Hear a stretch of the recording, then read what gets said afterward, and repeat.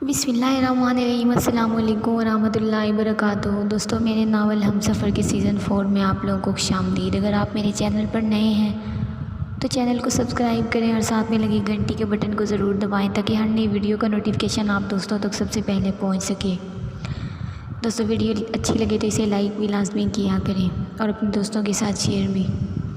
चलिए दोस्तों, बढ़ते हैं अपनी नेक्स्ट एपिसोड की तरफ। वो आज काफ़ी दिनों के बाद हॉस्पिटल आया था और रूम का दरवाज़ा खोलकर वो ठिठक कर रुक गया। सीनिया के बेड के पास सर झुकाए बैठे शख्स को देखकर वो तेज़ी से अंदर आया। अपने करीब आहट महसूस करके सफ़वान ने सर उठाया और सामने खड़े शख्स को देखकर वो अपनी जगह से खड़ा हो गया था। अस्सलाम वालेकुम के साथ इसने अपना हाथ मुसाफिर के लिए बढ़ाया, जिसे ज़रगाम नज़रअंदाज करता हुआ ज़ीनिया की तरफ बढ़ा और झुककर इसकी पेशानी पर बोसा दिया। सफ़वान एक साइड पे रखे बेंच पे बैठ गया। ज़रगाम ने ज़ीनिया का हाथ थाम कर चंद लम्हे इसके चेहरे को देखता रहा था। अपिया, मैंने जॉब छोड़ दी है, मैं वापस गांव जा रहा हूँ। बाबा की जगह अब मुझे संभालनी है। आप चलेंगी ना मेरे साथ? जानती हैं डॉक्टर्स ने इजाज़त दे दी है, मैं आपको घर ले जा सकता हूँ। इसकी बात सुनकर सफ़वान के दिल में दर्द की एक ठेस सी उठी थी। इसके हाथ का बोसा लेकर वो अपनी जगह से उठ खड़ा हुआ और मुड़कर सफ़वान की तरफ देखा और इसे इशारे से बाहर चलने के लिए कहा। बाहर आकर कॉरिडोर में मौजूद एक बेंच पर वो दोनों बराबर बैठ गए। मेरा नाम सफ़वान याहिया है। जानता हूँ, आगे बोलें। आप यहाँ क्या कर रहे हैं? मैं ऑस्ट्रेलिया से कल ही लौटा हूँ। कुछ निजी मसाइल की वजह से मैं 2 साल लेट पाकिस्तान आ रहा हूँ। मुझे आज ही अपने एक दोस्त के तवस्सुत से ज़ीनिया की कंडीशन के बारे में पता चला है। मेरा पाकिस्तान में कॉन्टैक्ट ना होने के बराबर रह गया था। अगर मुझे पहले पता चलता तो मैं बहुत पहले ही लौट आता। इसने मुझसे कहा था मैं इसकी डिग्री के ठीक 1 साल बाद तुमसे रब्ता करूं, लेकिन मेरे वालिद की ऑस्ट्रेलिया में एक ट्रैफिक हादसे में शदीद ज़ख्मी हो गए थे और इनकी कूल्हों की हड्डी टूटने की वजह से अब वो व्हील चेयर पर है। बस इसी वजह से मैं लेट हो गया, लेकिन मैं इससे बहुत मोहब्बत करता हूँ अब भी। जी अब भी? ये जानते हुए भी कि इसका रेप हुआ था। ज़रगाम की इस बात पर इसने आँखें मीच ली। जी हाँ, तब भी। ज़रगाम ने मुस्कुराकर आँख में आया वाहिद आंसू अंगूठे से साफ़ किया और सफ़वान की जानिब मुसाफिर के लिए हाथ बढ़ाया, जिसे इसने खुशदिली से थाम लिया। वो कमरे में नीम अंधेरा किए पड़ी थी। बेआवाज़ आंसू बहाते हुए वो सोच में गुम थी कि अब वो क्या करेगी। अगर यहाँ रहती है तो एक गुनाह की मुर्तकिब होती है और अगर ज़रगाम अली ख़ान को मदद के लिए पुकारती है तो तब भी वो जानती है कि ज़िंदगी कांटों पर बसर करने जैसा है। अजीब दोराहे पर आकर खड़ी हो गई थी, जिसके आगे कुआं तो पीछे खाई थी, लेकिन इसे किसी एक में गिरना ही था। लेकिन वो अल्लाह की गुनाहगार नहीं हो सकती थी। तभी कोई दबे पाँव कमरे में दाखिल हुआ था। जो ही कमरे में रोशनी हुई, ज़ैनब को माँ की पुकार सुनाई दी। इनकी आवाज़ बहुत मध्यम थी। ज़ैनब ने झट से मुंह से कंबल हटाया और भागकर माँ के गले लगकर रोने लगी थी। काफ़ी देर आंसू बहाने के बाद वो माँ से अलग हुई। आप कब आई हैं? इसकी आवाज़ सरगोशी में लिए हुए थी। दोपहर में ही पहुंची हूँ। तुम्हारे बाप ने बुलाया है कि तुम्हें सफ़ीर से निकाह के लिए राज़ी करूँ। इनकी बात पर इसने इनके हाथ झटक दिए। आप भी इन लोगों के साथ शामिल हो गई हैं। इन्होंने नफ़ी में सर हिलाया और आगे बढ़कर इसकी मुट्ठी में एक छोटा सा मोबाइल दिया। सुबह से पहले अगर वो तुम्हें आकर यहाँ से लेकर जा सकता है तो चली जाओ, ना सूरज की पहली किरण के साथ ही तुम्हारी किस्मत का फ़ैसला तुम्हारे बाप के हाथ में होगा। इसके गाल पर बोसा देकर वो बैरूनी दरवाजे की तरफ मुड़ गई थी। वो गहरी नींद में सोया हुआ था जब इसका मोबाइल बजने लगा। इसने 4 नंबर देखकर कॉल काट दी और फिर वक्फे वक्फे से कोई 4 बार कॉल आई। 5वीं बार ज़रगाम ने कॉल रिसीव कर ली।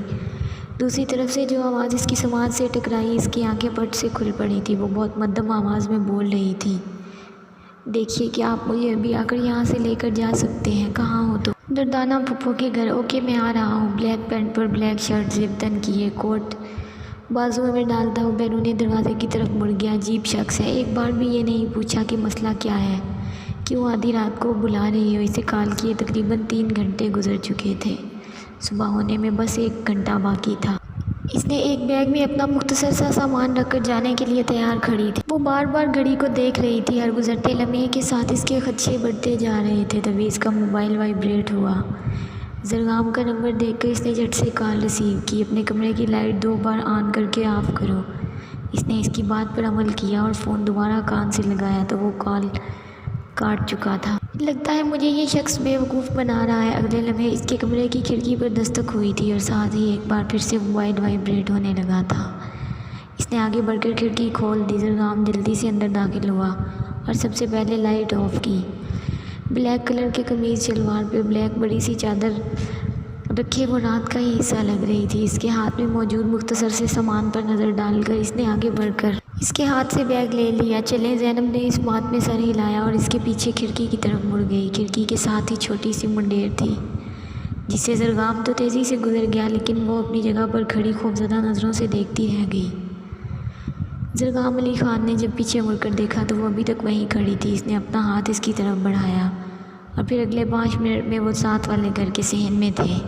صحن کی دیوار پھلانگ کر وہ مختلف گلیوں سے ہوتے ہوئے ایک مین روڈ پر پہنچے جہاں زرگام کی گاڑی کھڑی تھی۔ وہ ریش ڈرائیونگ کرتا ہوا ہاسپٹل پہنچا۔ زینب کو زینیا کے کمرے میں چھوڑ کر اسے کوئی ضروری ہدایات دی۔ وہ وہاں سے گاؤں کی طرف نکل آیا۔ راستے میں اس نے صفوان کو ساری صورتحال بتائی اور اسے صبح ہاسپٹل جا کر زینب کی خبر گیری رکھنے کے لیے کہا۔ اس نے اپنی گاڑی ایک دوست کے گھر چھوڑی تھی اور دوست کی گاڑی لے کر ٹھیک 8 بجے وہ اپنے گاؤں میں تھا جہاں صبح اعلان کیا گیا تھا کہ آج زرگام علی خان کی دستار بندی کی جائے گی۔ صبح 10 بجے کے قریب فائقہ زینب کے کمرے میں آئی اور کافی دیر دروازے پر دستک دینے کے بعد جب کوئی جواب موصول نہ ہوا تو وہ سلطان خان، سفیر اور باقی سب کو بلا لائی تھی۔ جب ایکسٹرا کی کے ساتھ دروازہ کھولا گیا تو اندر زینب کی غیر موجودگی پر سب کو سانپ سونگ گیا۔ سب سے پہلے ہوش فائقہ کو ہی آیا۔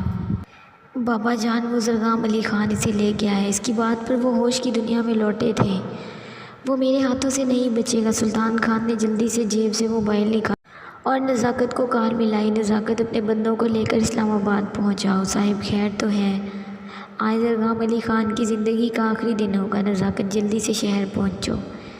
صاحب، اگر زرگام خان کو مارنا ہے تو شہر آنے کی کیا ضرورت ہے؟ وہ تو ابھی گاؤں میں ہے۔ اس کی آج دستار بندی ہو رہی ہے۔ کیا اس کی بات پر ان کا منہ کھلے کا کھلا رہ گیا تھا؟ سلطان خان ہاتھوں میں موبائل تھامے گمسم کھڑے تھے۔ اگر وہ گاؤں میں ہے تو زینب کس کے ساتھ گئی ہے؟ انہوں نے اپنی بیوی کو مشکوک نظروں سے دیکھا جو خود بھی زرگام علی خان کی گاؤں میں موجودگی کے بارے میں سن کر کافی پریشان لگ رہی تھی۔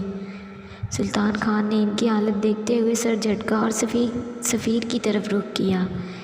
سفیر، اپنے کانٹیکٹ یوز کرو اور سارے ہاسٹل چھان مارو۔ اس کے یونیورسٹی کی دوستوں سے اس کے بارے میں انفارمیشن لو۔ سفیر کو ہدایات دے کر وہ اپنے موبائل میں کوئی نمبر پریس کرنے لگے۔ نزاکت، تمہاری بہن زرگام کی حویلی میں کام کرتی ہے، اس سے پتہ کرواؤ کیا زینب زرگام کی حویلی میں موجود ہے؟ جی سردار، میں جلد سے جلد پتہ کروا کے آپ کو بتاتا ہوں۔ دردانہ بیگم نے گلا کھنکار کر سلطان خان کو متوجہ کیا۔ سلطان خان مؤدب سے بہن کے سامنے بیٹھ گئے۔ سلطان خان، تو نے زرگام علی خان کو بہت ہلکا لیا ہے۔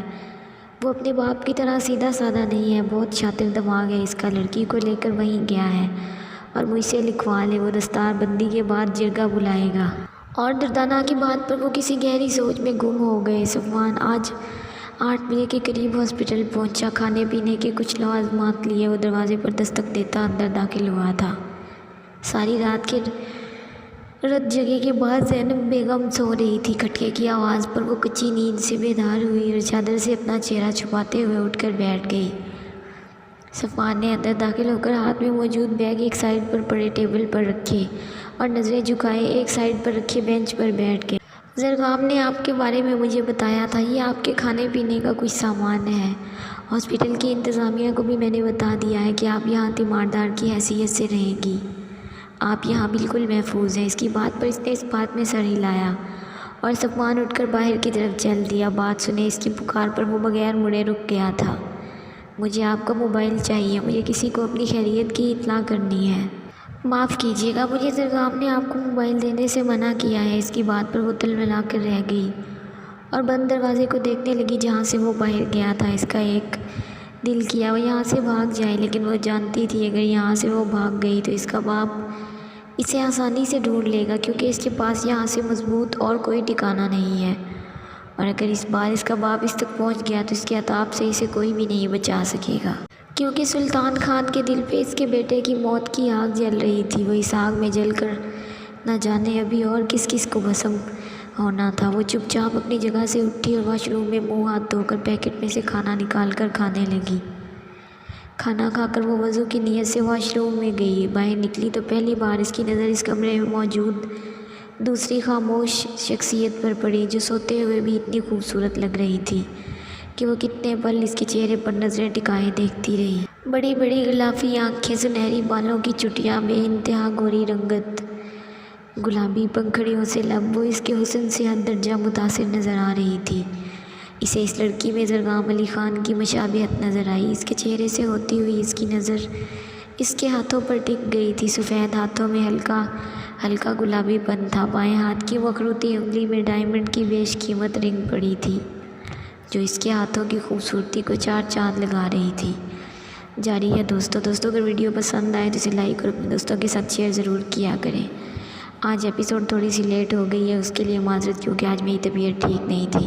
अपना ख्याल रखें, दुआओं में याद रखिए। शुक्रिया दोस्तों।